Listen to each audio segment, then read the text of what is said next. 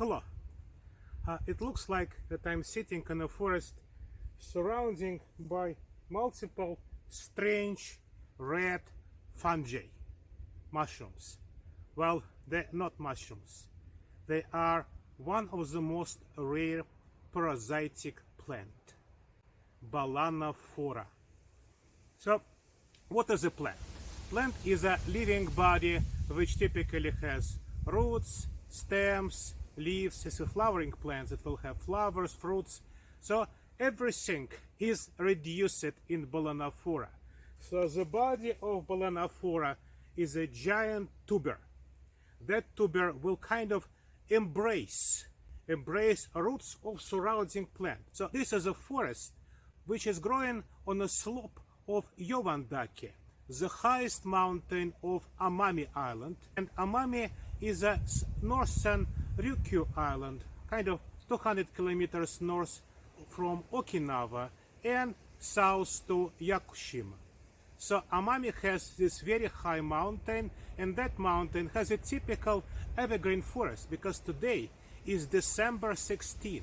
So you can see green trees around me, and that dense mountainous forest will have enough nutrients to feed these parasites, because of course they are parasites which are growing on roots of plants, so root parasites. Everything is reduced in Balanophora, as I said, so no roots, because the actual tuber will somehow contact with roots of the mother plant, of the host, and will take nutrients from it. So there are no leaves, only kind of scale-like organs which cover the future inflorescences. In stomata, the things which are open and close and then regulate the respiration and evaporation of water. So everything is reduced, but that's a flowering plant. So it must have flowers. Where are flowers? Flowers are located on the tops of this red structure. The structure is actually inflorescence.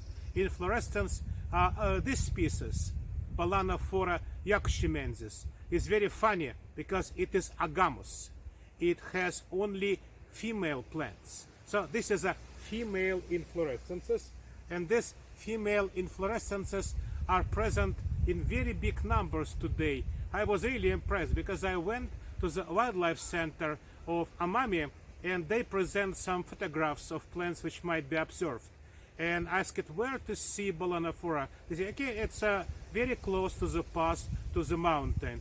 And I found it, and I kind of walked it around about 10 minutes. Cannot believe myself, because Balanophora is so rare.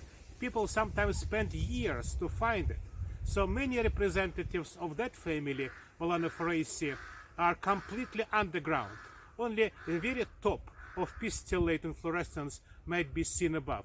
This guy is going slightly more to the up, so this is kind of, well, more exposing, however, without actually any profit. I mean, pollination is not required for that plant. It is agamous. Staminate flowers are absent, but fruits will be distributed. Fruits of Balanophoraceae are so small that they are compared with seeds of orchids. So extremely small fruits which might be distributed with the wind, even on that like altitude, like several centimeters above forest floor. There might be some little wind, or maybe the rain. So rain might also influence this plant. And of course in Japan, and Amami has quite a big amount of rain, so rain might be also distributing fruits of Balanophora. Plants are perennial. They're growing for many years, and sometimes, typically in a winter time, they start to develop these famous inflorescences. If you look closer on them, you don't see actually much, because flowers are also reduced. So almost nothing is left from perianth, from pistil. Even ovules are attached to the wall of the pistil, and they're kind of undistinguishable from it. However, the actual female structure, so-called embryo sac, is more or less typical for the flowering plants. It's interesting because in a neighboring family, in Santalaceae, even embryo sac is reduced. Question is, why this plant is so fungus-like? Well, because most of people probably will say, okay, this is a kind of fungi, kind of mushrooms. Answer is easy. This is a way of life which dictates the shape and the structure of the plant. Imagine, so you are non-photosynthetic plants. Actually, Balanophoraceae are never ever green. They might be different colors, yellow, even purple. This is red, but they never green, so they don't have chlorophyll. So if you are chlorophyllous plant, which body is represented by giant tuber, what you would do? How do you perform your life? You mostly sit in the soil and enlarge your body, right? So nothing else is required from parasite. But when time comes, you need to go up for what? So seed plants are unique among all living things because they have kind of two-step sexual process. They need pollination and they need fruit seed distribution.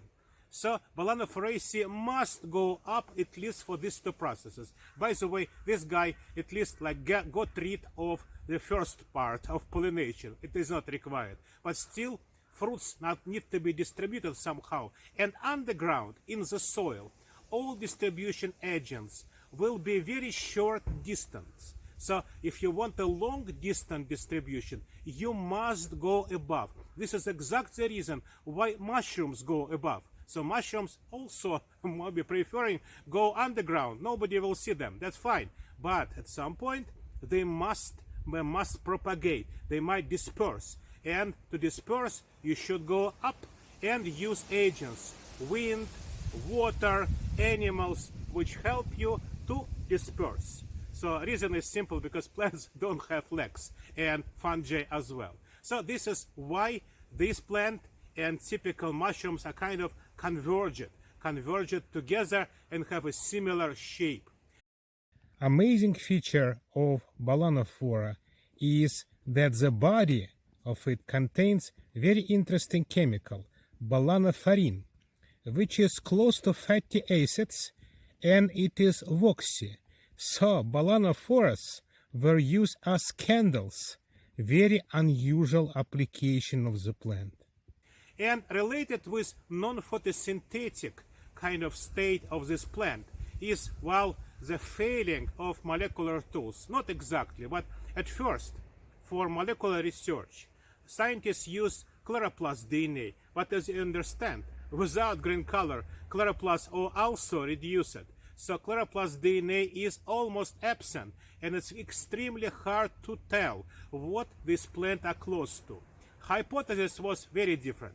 But now we sequenced more of genes, and of course nuclear genes and mitochondrial genes are both present in this plant, and finally found the position. This position is not far away from mistletoe. So this is a parasitic group Santalaceae, and within Santalaceae there is a big diversity of parasites. Some like sandalwood, santalum, or mistletoe are half parasites. Some of them are full parasites. And this Balanophoraceae is probably one of the extreme parasites because most of the time the body is hidden. Nobody will see it. Only when plant needs something from the outside world, from the above ground world, it go above and then we can see it. So this is a Balanophora yakshimensis, one of the rarest parasitic plants.